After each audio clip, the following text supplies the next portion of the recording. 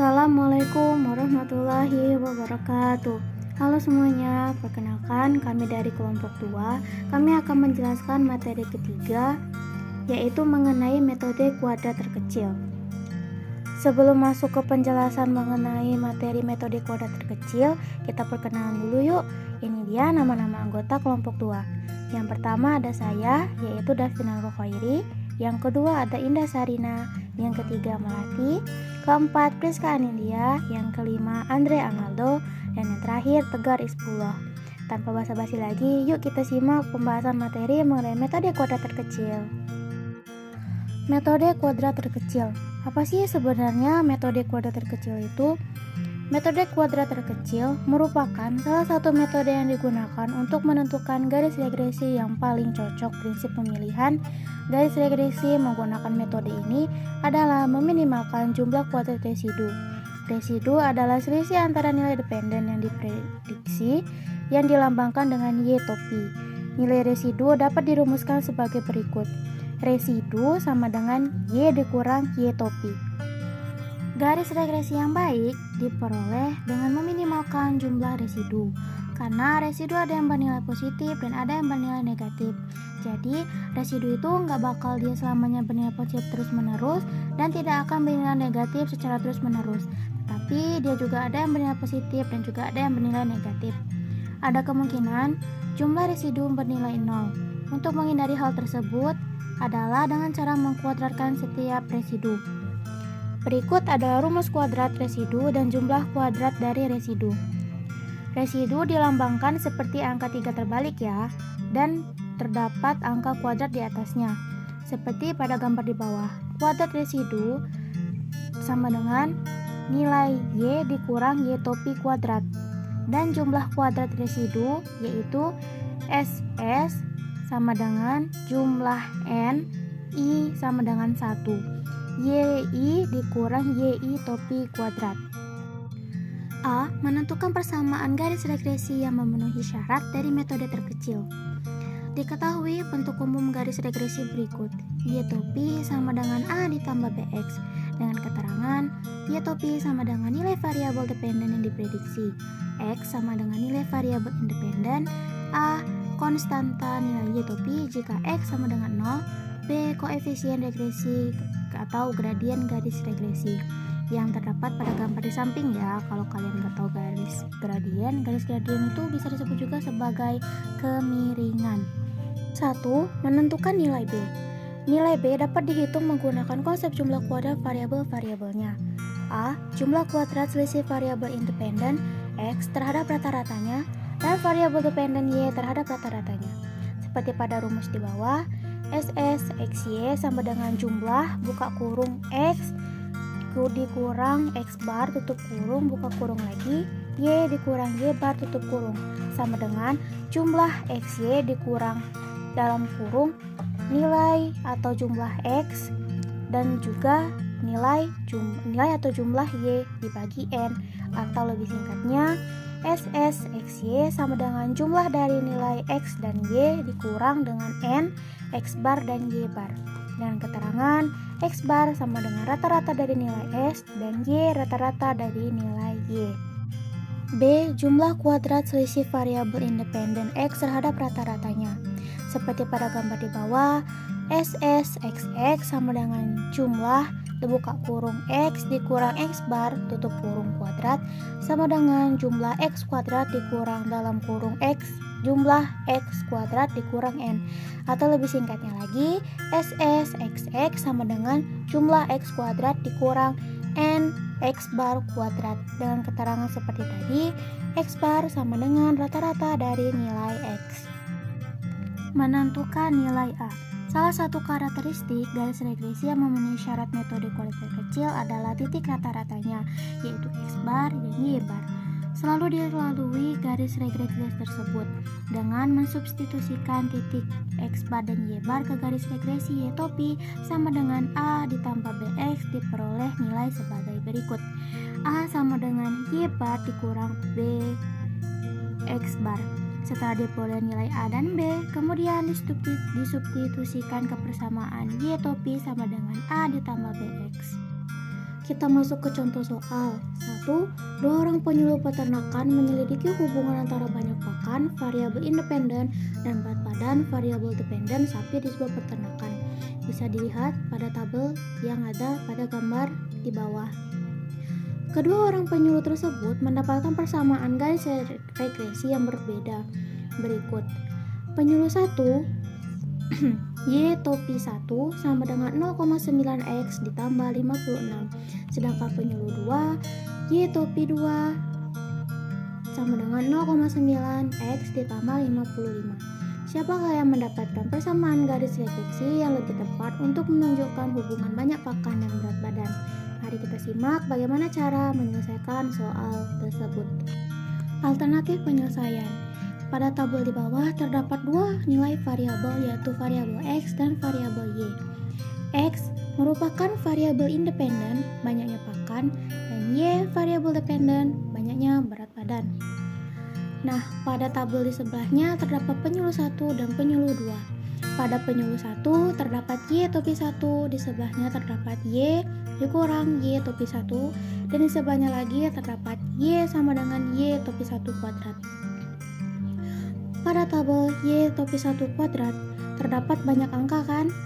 Nah, terdapat angka 92, 101, 96,5, 87,5, dan seterusnya. Itu dari mana sih dapatnya? Dapatnya dari sini. Di soal terdapat rumus, yaitu penyuluh 1 sama dengan Y topi 1 sama dengan 0,9x ditambah 56. Itu khusus rumus untuk Y topi 1. Jadi kita masukkan dulu nilai X, yaitu 40. Berarti 0,9 dikali 40.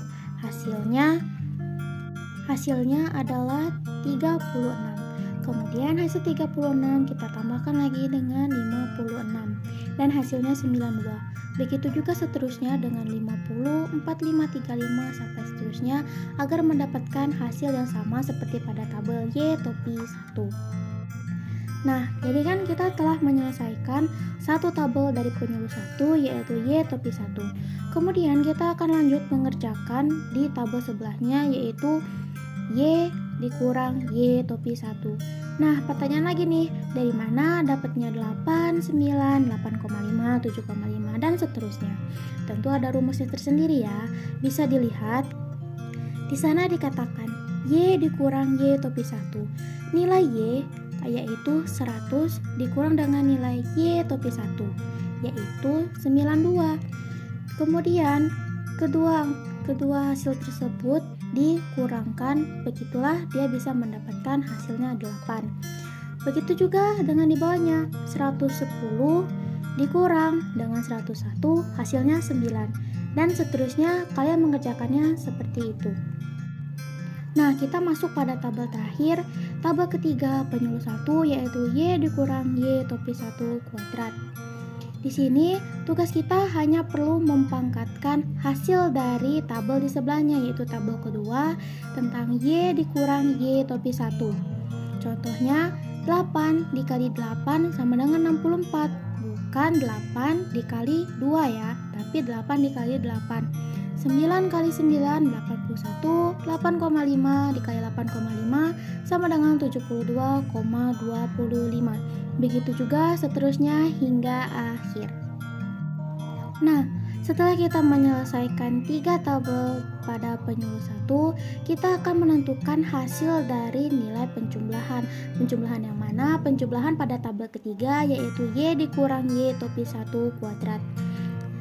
64 ditambah 81 ditambah 72,25 hingga seterusnya, di mana pada angka-angka tersebut akan menghasilkan yaitu 813,23. Nah, kita masuk pada tabel penyuluh kedua. Cara mengerjakannya sama saja dengan waktu kita mengerjakan penyuluh 1, yaitu kita bisa lihat pada soal tadi terdapat 2 rumus.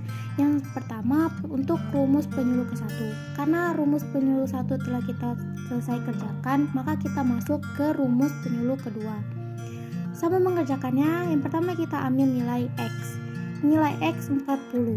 40 dikali 0,9x ditambah 55, bukan 56. Jadi hasilnya adalah 91. 50 dikali 0,9 ditambah 55 hasilnya 100. Begitu juga dan seterusnya sampai akhir.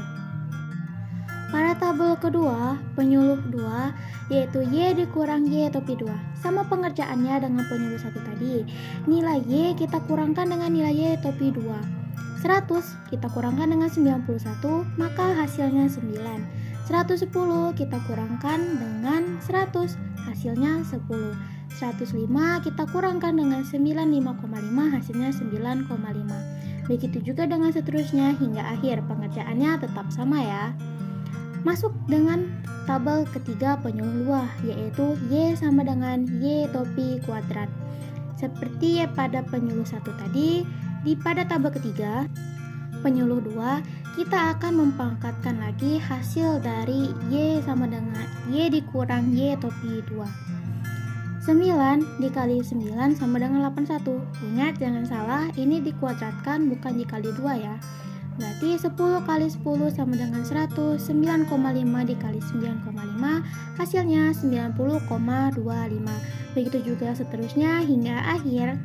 Kemudian sama seperti tadi, kita harus menjumlahkan nilai pangkatnya. Jumlah Y dikurang dengan Y topi kuadrat sama dengan 988,63. Begitu dia cara alternatif menyelesaikan tabel tentang kedua orang penyuluh yang mencari persamaan garis redaksi yang lebih tepat. Setelah kita menyelesaikan soal tadi, kita dapat simpulkan bahwa persamaan garis regresi yang lebih tepat adalah persamaan garis regresi yang mempunyai jumlah kuadrat residu lebih kecil. Kita bisa lihat pada kedua jumlah penyuluh 1 dan penyuluh 2, yang lebih kecil adalah penyuluh 1 yaitu dengan jumlah 813,23, sedangkan penyuluh 2 yaitu 988,63. Jumlah kuadrat residu yang paling kecil adalah persamaan garis regresi penyuluh 1. Jadi, penyuluh 1 mendapatkan persamaan garis regresi yang lebih tepat untuk menunjukkan hubungan banyak, akan, dan berat badan. Berikutnya kita masuk pada contoh soal yang kedua. Perhatikan himpunan pasangan data X, Y berikut. 1,5, 2,7, 3,10, 4,12, dan 5,11. Tentukan persamaan garis regresi yang menunjukkan hubungan antara nilai X dan Y. Perhatikan pada gambar di bawah. Alternatif penyelesaiannya. Terdapat dua nilai variabel yaitu nilai X dan nilai Y. Nilai X yaitu 1, 2, 3, 4, 5 dan Y 5, 7, 10, 12, dan 11. Kemudian nilai X dan Y sama-sama kita jumlahkan. 1 ditambah 2 ditambah 3 ditambah 4 dan ditambah 5. Jadi jumlah X sama dengan 15. Y begitu juga sama dengan X, kita jumlahkan. 5 ditambah 7 ditambah 10 ditambah 12 ditambah 11. Jumlah Y sama dengan 45. Masuk tabel di sebelahnya yaitu tabel XY. Bisa dilihat di sana terdapat banyak angka, bukan? Dari mana bisa mendapatkan 5, 14, 30 dan seterusnya. Pada tabel XY terdapat angka 5. Angka 5 didapat dari hasil 1 dikali 5, yaitu perkalian antara nilai variabel X dan perkalian variabel Y. Jadi 1 dikali 5 hasilnya sama dengan 5. 2 dikali 7 sama dengan 14, 3 kali 10 sama dengan 30, 4 kali 12 sama dengan 48, 5 kali 11 sama dengan 55. Setelah itu, jumlah X, Y sama dengan 152. Dari mana dapatnya? 5 ditambah 14 ditambah 30 ditambah 48 ditambah 55 hasilnya 152. Pada tabel sebelahnya lagi yaitu X kuadrat. Berarti kita harus mengkuadratkan nilai variabel X, yaitu 1 dikali 1 sama dengan 1, 2 dikali 2 sama dengan 4, 3 kali 3 sama dengan 9, 4 kali 4 sama dengan 16, 5 kali 5 sama dengan 25. Sama, kita juga harus menjumlahkannya, yaitu jumlah nilai X kuadrat sama dengan 55. 1 ditambah 4 ditambah 9 ditambah 16 ditambah 25. X bar sama dengan jumlah nilai X dibagi N. N sama dengan nilai data atau jumlah banyaknya nilai data.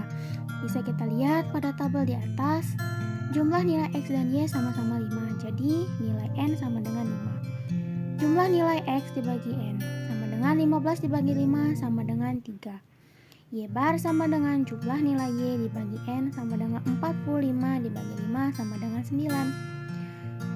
SSXY sama dengan jumlah nilai XY dikurang N X bar sama Y bar sama dengan nilai jumlah XY yaitu 152 dikurang nilai N yaitu 5, nilai X sama dengan 3, Y bar sama dengan 9 sama dengan 152. 5 dikali 3 sama dengan 15 dikali 9 hasilnya 135. Jadi 152 dikurang 135 hasilnya 17. Masuk ke rumus yang kedua yaitu SSXX sama dengan jumlah nilai X kuadrat dikurang dengan N X bar kuadrat sama dengan masukkan nilai dari X kuadrat yaitu 55 dikurang nilai N sama dengan 5, nilai X bar kuadrat sama dengan 3 pangkat 2 atau 3 kuadrat sama dengan 55 dikurang 5 kali